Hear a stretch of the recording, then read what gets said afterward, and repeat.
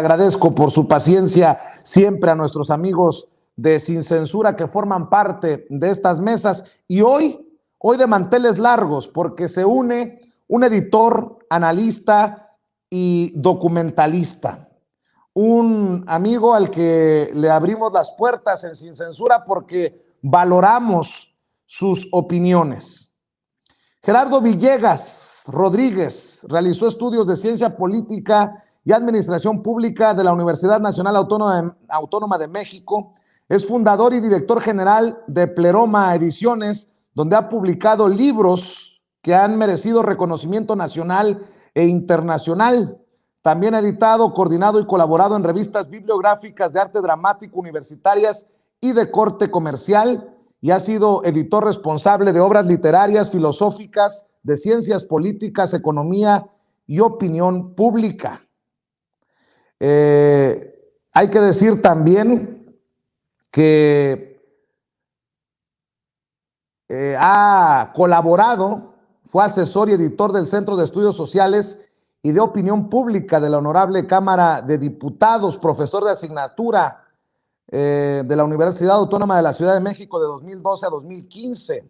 Ha colaborado en las revistas Casa del Tiempo de la UAM, La Tempestad y Cuaderno Salmón de la UNAM, Opción, revista del alumnado del ITAM.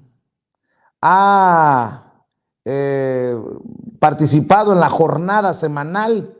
Fue colaborador de la sección Mundo del periódico La Jornada de 2016 a 2019 y es dictaminador académico de los colegios de humanidades en la Universidad Autónoma de la Ciudad de México y la UAM, columnista de la revista Mujeres Más y colaboró en el medio digital en un 2x3 Tamaulipas de nuestros queridos amigos allá en Ciudad Victoria.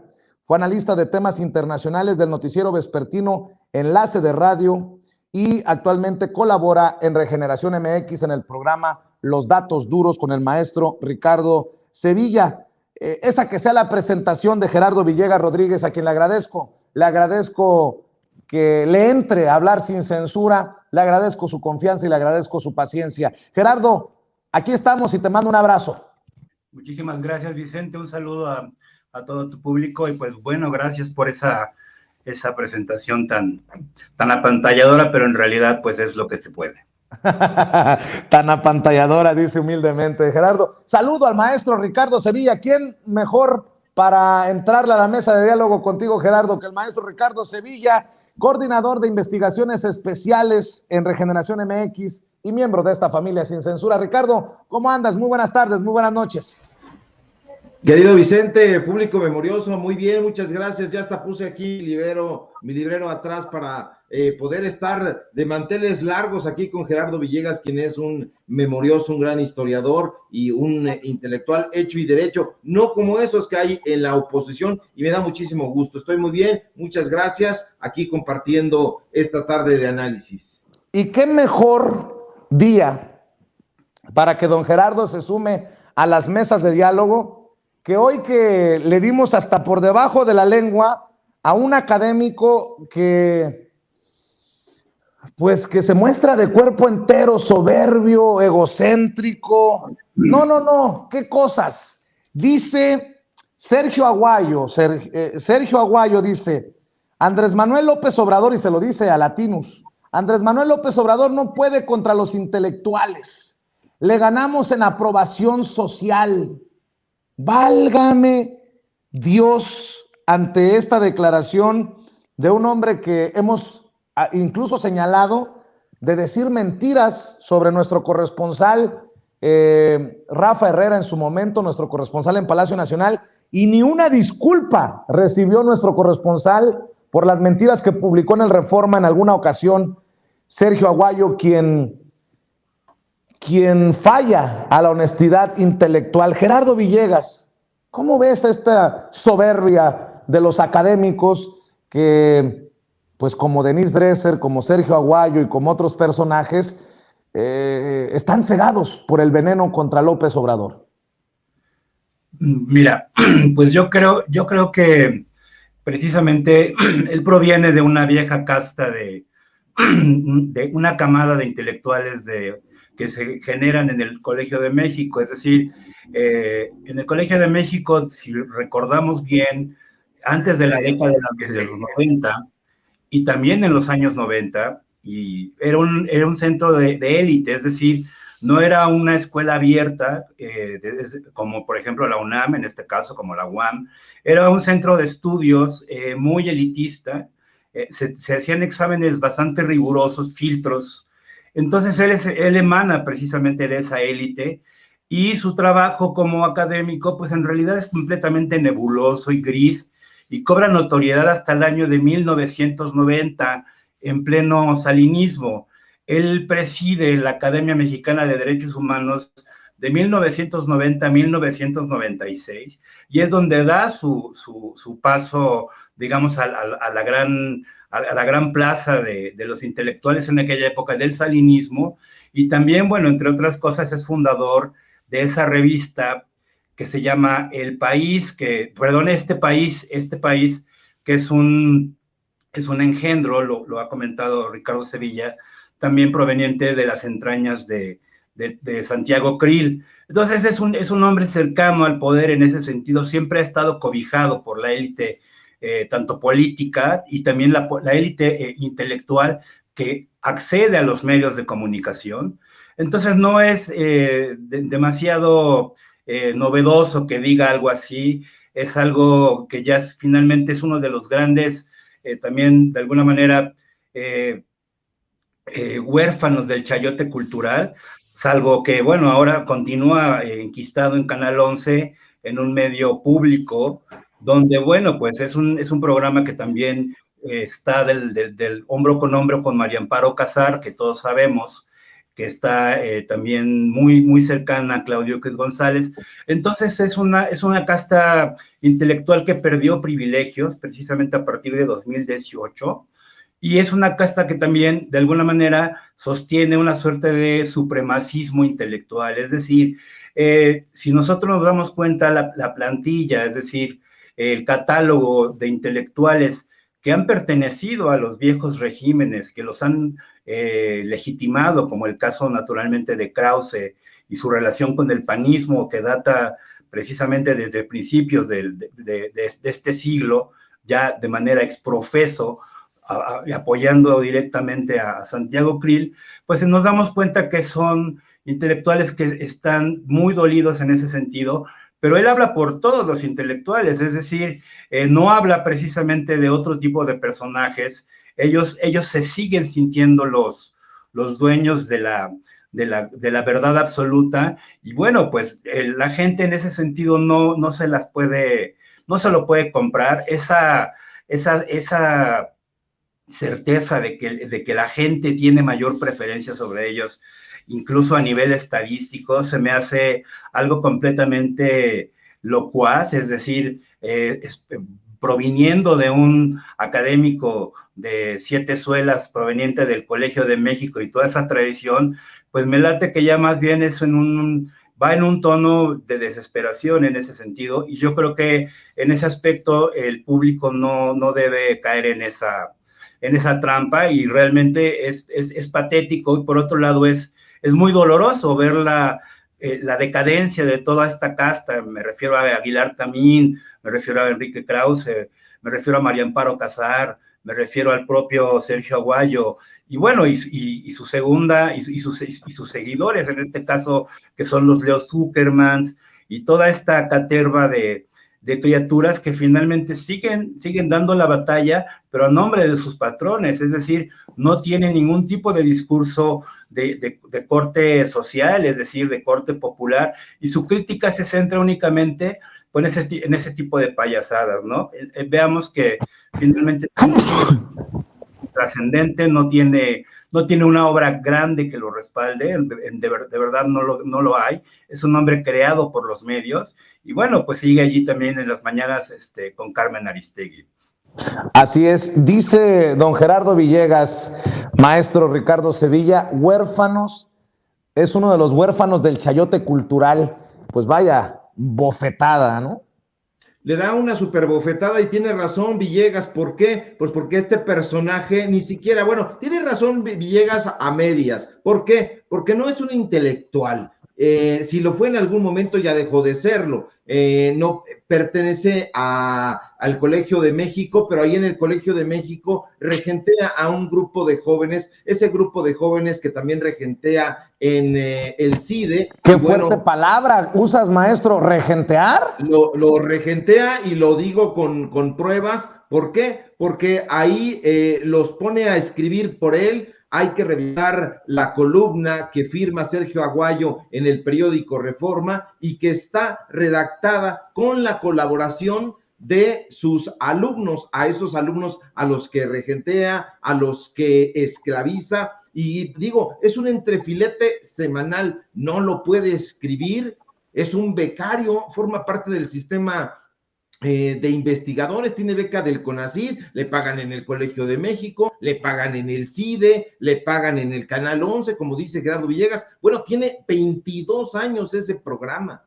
¿Qué es lo que está ocurriendo ahí? 22 años al aire y no es precisamente un programa que el pueblo vea, que el pueblo entienda, que al pueblo le interese, y no lo entiende porque simple y sencillamente utilizan una verborrea a modo.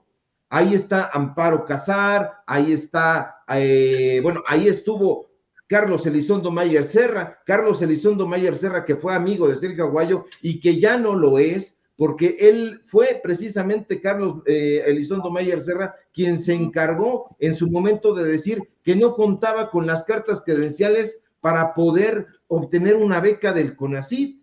Eso fue lo que dijo su propio amigo y desde entonces ya no son amigos. Ahora es un personaje muy beligerante con López Obrador, es un personaje que se suma a las huestes de Junco de la Vega, al lado de Sergio Sarmiento, al lado de Denise Dresser. Y bueno, esta entrevista que da ahí a Fernando del Collado, hay que recordar quién es Fernando del Collado. Fernando del Collado es un personaje que se va a trabajar a donde mejor le paguen, porque ese es su sino.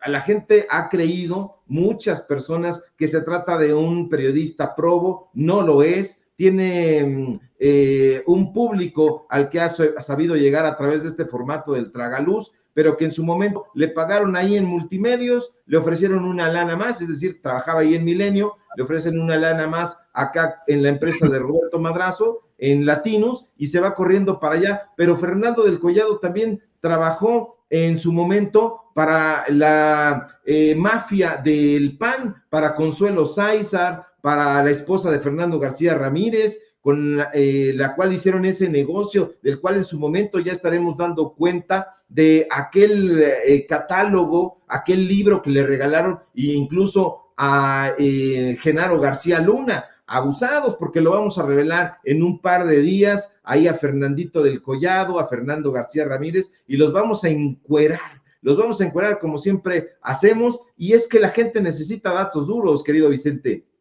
Definitivamente necesita datos duros. Oigan, por cierto, maestro Ricardo Sevilla, Gerardo Villegas, maestro, ¿cómo ven los cambios en el gabinete? El presidente Andrés Manuel López Obrador había dicho en el último mes del año pasado que ya no habría cambios en el gabinete a menos de que surgiera algo, entre comillas, especial. Y miren, se dan cambios en el gabinete el día que está aislado el presidente Andrés Manuel López Obrador y tiene que realizar los cambios, darle posesión de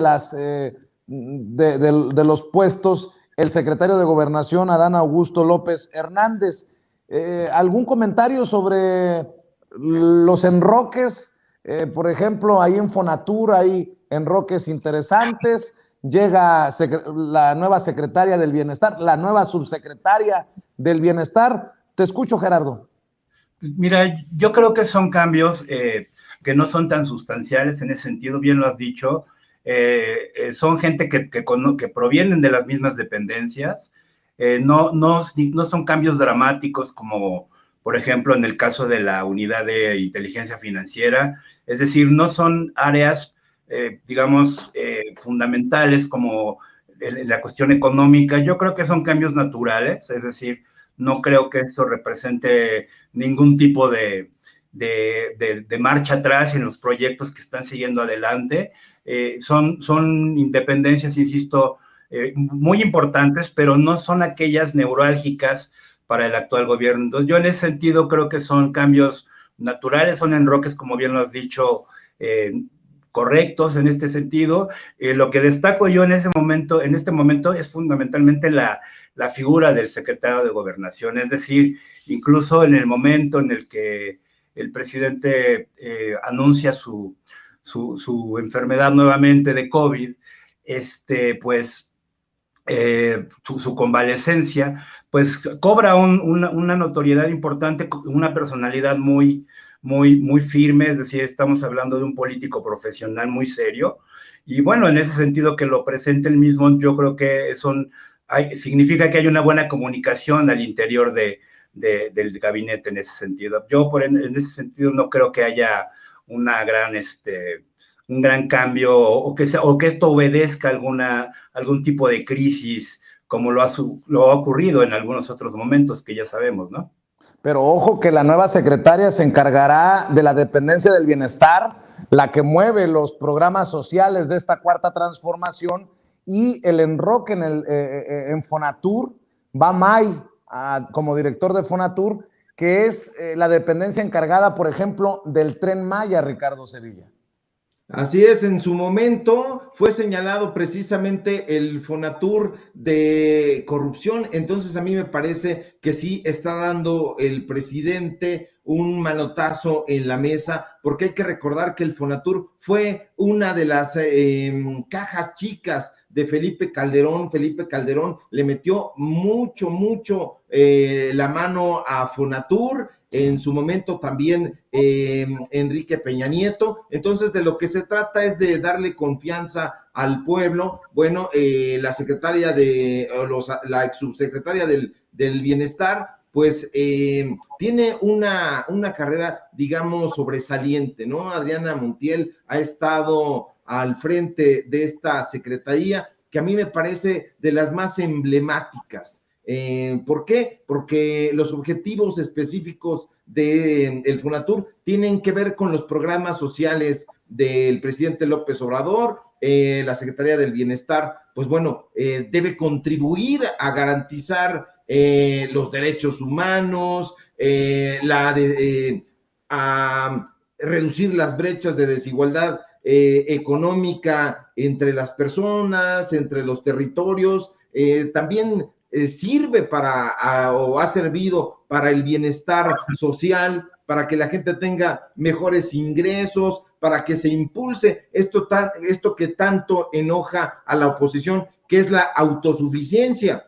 Entonces, esta Secretaría del Bienestar ha trabajado muy bien, ha reconstruido en gran medida el tejido social que había estado tan lacerado en épocas de Enrique Peña Nieto y de Felipe Calderón, por hablar de los dos últimos sexenios. Entonces me parece que sí, se están moviendo piezas estratégicas. Dijo el presidente que no iba a haber cambios en el gabinete, como tú bien glosas, salvo que ocurriera algo muy relevante, y a mí me parece muy relevante, pues bueno, que hayan existido una serie de señalamientos de que podría haber existido corrupción ahí en Fonatur, y bueno, pues ahí está Javier May, que también está haciendo un muy buen papel. Entonces yo creo que son movimientos estratégicos y hay que acostumbrarnos a eso, porque a mí me parece muy benéfico que lo esté haciendo el presidente y que lo está haciendo en otras bambalinas, sino que lo esté haciendo de manera directa. Habrá que seguir el trabajo de Adriana Montiel y de Javier May. Son secretarías muy interesantes. Entonces, pues bueno, estaremos muy atentos al trabajo que realicen tanto Montiel como May, una en Bienestar y otra en Fonatur. Ya me estaba hasta cayendo aquí. Don Gerardo, don Ricardo, ¿cómo ven a Ciro Murayama y a Lorenzo Córdoba? ¿Qué hombres de gran corazón los consejeros del INE? En el caso de Lorenzo Córdoba, el consejero presidente del INE. Ahora publican en redes sociales: ¿diste tu apoyo para la revocación de mandato? Verifica si en las firmas que ha revisado el INE está la tuya. Dice, como siempre, máxima publicidad en servicio a la ciudadanía. Verifica tu apoyo para ver si no te robaron tu firma. Miren nada más qué chulada de personajes, almas de Dios, cuasi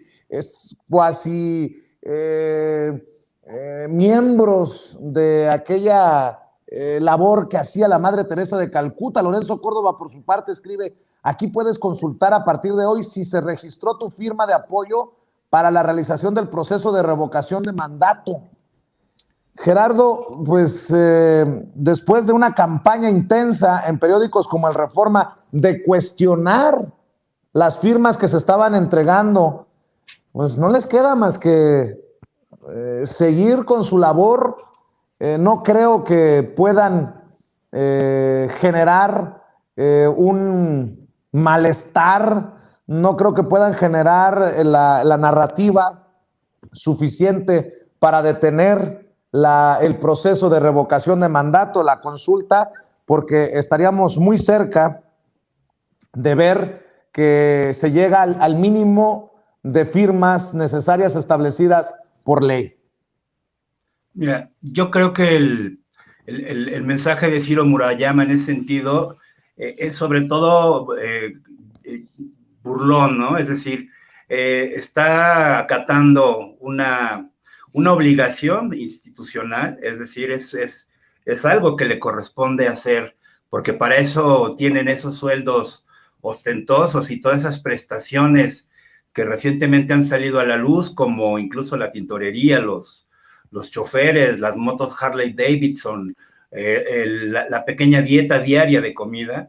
Y eso de decir propaganda no es otra cosa más que una suerte de mofa, de prepotencia, porque estos hombres creen que viven ya por encima de, no solamente del pueblo de México y de los electores, sino que ya creen que viven por encima de la propia institución, es decir, se creen dueños del Instituto Nacional Electoral, y por lo menos después del exabrupto de Lorenzo Córdoba, del cual se realizaron grandes memes la semana pasada, donde apareció en un arrebato de demencia y de locura, pues se vio hasta eso, se vio perdonavidas, es decir, sí parecen hermanas de la caridad, haciéndonos el gran favor de cumplir con su trabajo, y esos exabruptos pues van a continuar. ¿Por qué? Porque significa que siguen muy dolidos tras ese revés que la ciudadanía finalmente les brindó un buen zape en la cabeza, porque no es posible que estos funcionarios de oro, pues no, encima de todo tengan ese tipo de comportamientos, pues al estilo casi de Andrés García, ¿no? Es decir, prepotencia, y pues funcionarios que no son meritorios precisamente, que la institución en este caso, que ya está, digamos, carcomida, ya está enferma precisamente por este tipo de personajes, pues ya no estamos a tiempo precisamente de contar con funcionarios de esta índole, que se comportan más como militantes de una causa que lo que realmente significa su trabajo, que es la de el arbitreo de las elecciones en ese sentido. Importante que Gerardo, Ricardo, lo mencione, esto que destapa la revista Contralínea, lo platicábamos, los autos con chofer, incluso las comidas que le tenemos que pagar los mexicanos a los consejeros, y que se tomen el tiempo de opinar, de mencionar, de comentar en redes sociales, pero de eso nada. Y no podemos quitarles el ojo de encima, por lo que dijo también el secretario de Gobernación, Adán Augusto López Hernández, Ricardo, que la reforma electoral que se estaba elaborando y que daría en este 2022, algo que no ha de tener muy contento ni a Ciro Murayama ni a Lorenzo Córdoba. No los ha de tener absolutamente nada de contentos, porque estos personajes pues son miembros de esa cofradía de mexicanos contra la corrupción y la impunidad. Hay que recordar que Lorenzo Córdoba se ha paseado con Claudio X González, se ha paseado también con miembros de la Coparmex, nada más ni nada menos que con Gustavo de Hoyos, y bueno, siempre han tenido muchísimas prestaciones, han sido consentidos en todos los lugares donde se han encontrado, por ejemplo, en la UNAM, ahí tienen sus plazas, ambos son supuestamente catedráticos. En el caso de Ciro Murayama, pues él trabaja ahí, o se supone que debería de trabajar como profesor en la Facultad de Economía, y ya dijimos, nunca apareció, y hasta que se lo dijimos, entonces solicitó una licencia sin goce de sueldo, pero si no le van bien las cosas, siempre podrá recurrir a la UNAM, que también es otra mafia. Forma parte también del Sistema Nacional de Investigadores, del que tanto se queja Guillermo Sheridan, palafrenero de Enrique Krause, justamente por eso, porque sus amigos han estado ahí enquistados, él mismo, por ejemplo, y Lorenzo Córdoba también. Lorenzo Córdoba se supone que debería de trabajar como investigador titular en el Instituto de Investigaciones Jurídicas de la UNAM, pero ¿qué crees? Pues allá está su amigo dirigiéndolo, y bueno, pues su amigo le ha dado la oportunidad también de que tenga una licencia sin goce de sueldo, para que cuando no le vayan bien las cosas en donde sea que se pare, regrese a la UNAM. Él forma parte también del Sistema Nacional de Investigadores, es nivel 3 como Guillermo Sheridan. Entonces, este tipo de personajes solitos se ponen, se exponen, dan a conocer, como dice Gerardo, su militancia, es una militancia bélica, hacen ellos es como un trío de mosqueteros, pero no a favor de la gente, sino al revés. Pedro Salazar Ugarte, que también lo hemos dicho aquí en Sin Censura, hay que tener en la mira, porque estos personajes siempre van así de 3 en 3. Entonces es Ciro Murayama, Lorenzo Córdoba y Pedro Salazar Ugarte, que como digo, pues es el personaje que está ahí un poco moviéndoles, y es el director del Instituto de Investigaciones Jurídicas de la UNAM. Entonces, mucho ojo con estos personajes. Ahora, Ciro Murayama invita a que la gente revise a ver si está su firma. Yo diría que hay que entrar a revisar, pero a ver si en efecto no está nuestra firma, porque no vaya a ser que se la hayan volado, porque esa es la escuela que ellos han tenido. Hay que recordar que son prosélitos de José Woldenberg, el agente de Nexos, el agente de Aguilar Camín, el amigo de Enrique Krause, y que fueron sus secretarios particulares cuando era director o presidente del Instituto Nacional Electoral, del IFE, perdón, y que ahora se ha travestido de Instituto Nacional Electoral, pero que no tiene absolutamente nada ya de demócrata. Esperemos, yo estoy con un abaco aquí, esperando cuando se vaya Lorenzo Córdoba. Creo que le faltan 1 año y 2 meses, 1 año y 3 meses, pero durante este trayecto hay que tenerle bien puestos los ojos, porque va a saquear ese instituto. Escúchenme que lo que les digo, lo va a robar, porque eso es lo que es un ladronzuelo.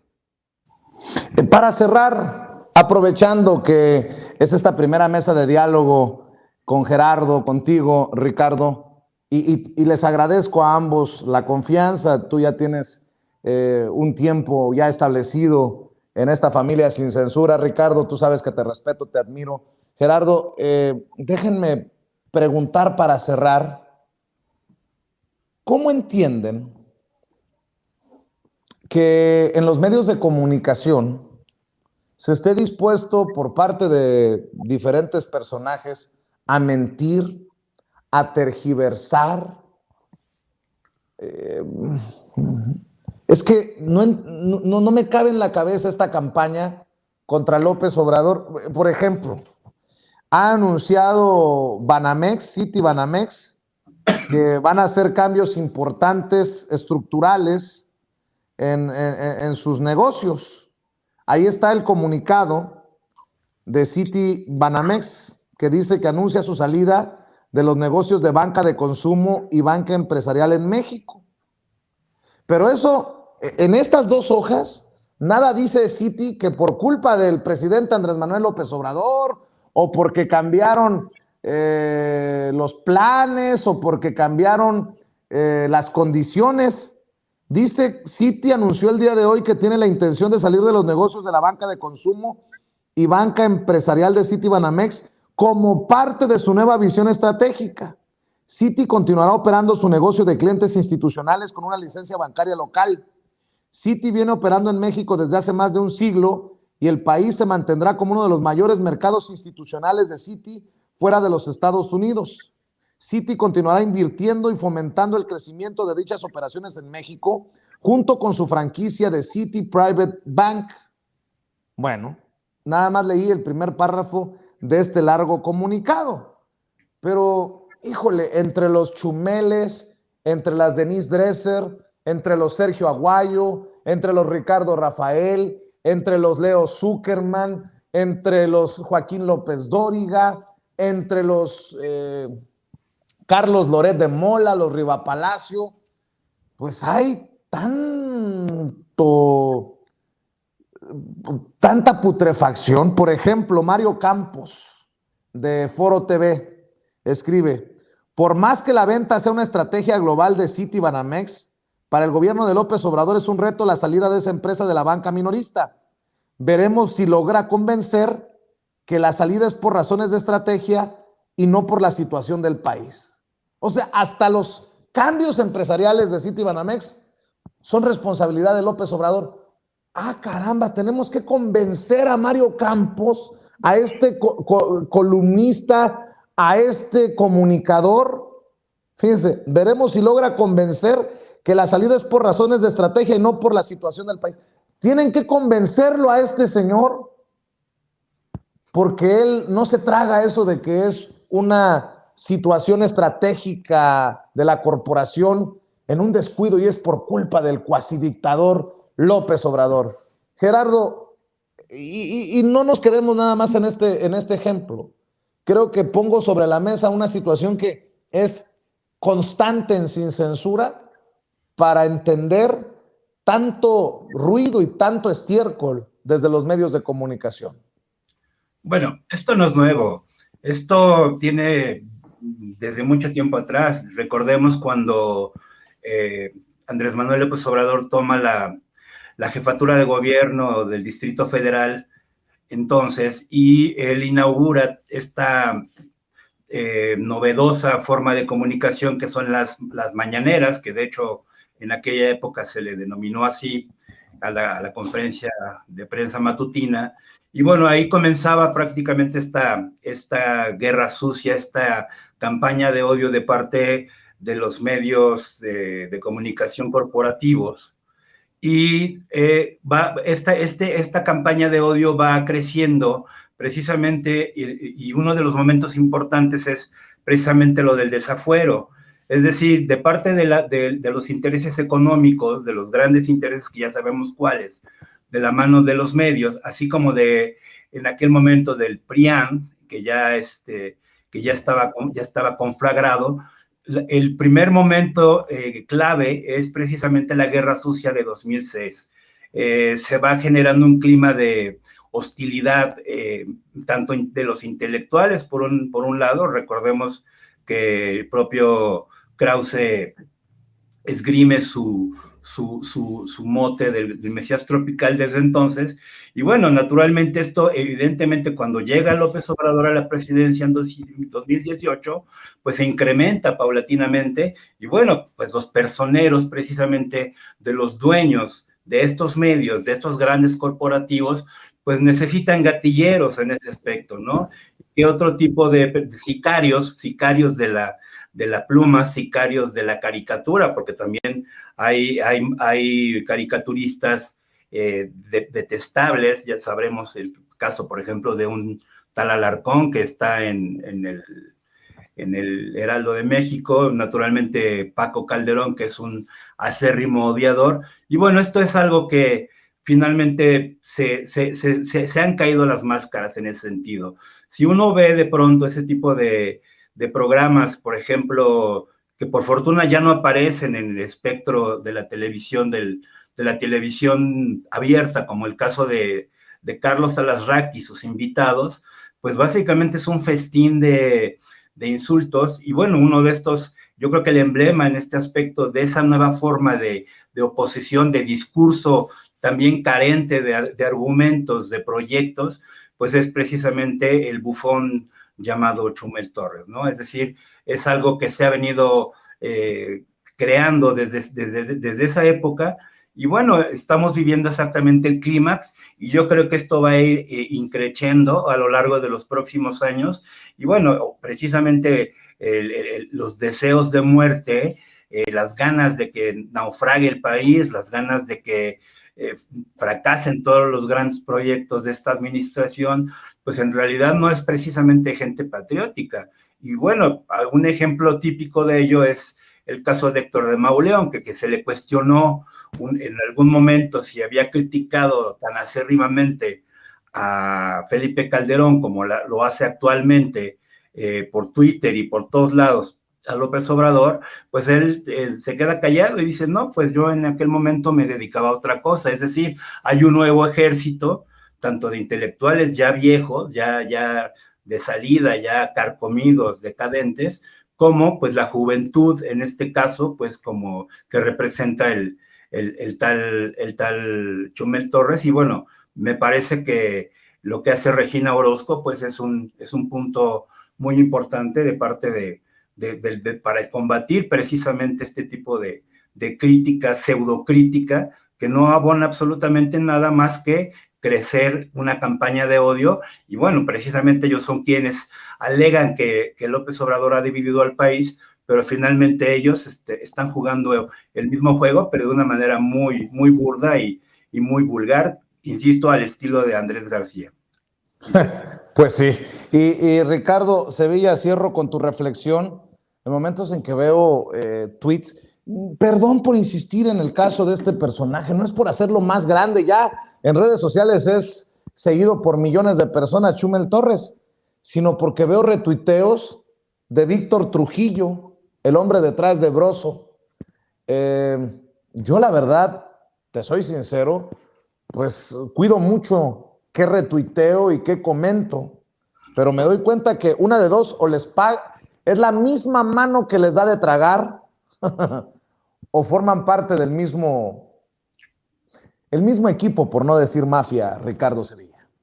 Sí, forman un mismo equipo, forman un clan, les pagan los mismos empresarios por difundir todas estas, no, iba yo a decir fake news, pero toda esta desinformación. Hay que recordar que incluso antes de que se agudizara la pandemia, contrataron a Chumel Torres en Cinépolis para que hiciera un infomercial acerca de las bondades de comer palomitas, y bueno, lo han contratado en su momento para defender las causas más grotescas, este personaje que ha hecho gala de clasismo, de racismo. Y bueno, pues esperemos que este señor en algún momento diga la verdad, porque diciendo la verdad, pues a lo mejor revelaría muchas cosas de los personajes que le están dando esta lana, porque son muchos, pero particularmente Alejandro Ramírez de Cinépolis le ha dado esa lanita, y hay que recordar que Alejandro Ramírez pues fue uno de los que financió la Operación Berlín. No por nada todos están como juntos con pegados. Loret de Mola también tiene ahí pues como intereses grupales, y bueno, pues a ver si no se trata también de una estrategia pagada por Banamex, por Citigroup, porque estos personajes también de pronto han salido a hacer una defensa muy extraña, como igual que Mario Campos. Esto que vemos ahí, bueno, Citibanamex dice, a ver, es un reto la salida de esa empresa a la banca minorista. Por favor, es una grasejada, querido público, no nos dejemos engañar. Citigroup tiene una fama terrible, está súper manchada, se le ha señalado por corrupción, lo han multado, incluso no solamente en América, lo multaron en su momento, allá por 2019, en la Unión Europea, por haber compartido información confidencial. Sí, usted va a un banco, abre una cuenta, y esa información que usted cree que es confidencial, pues Citigroup en su momento la compartió y fue multado precisamente por corrupción y por malas prácticas. Entonces, violan la información confidencial. En su momento ya, por ahí de 2015, también amagaron con lo mismo, dijeron que se iban a retirar del negocio de la bancario en 11 mercados, no ocurrió.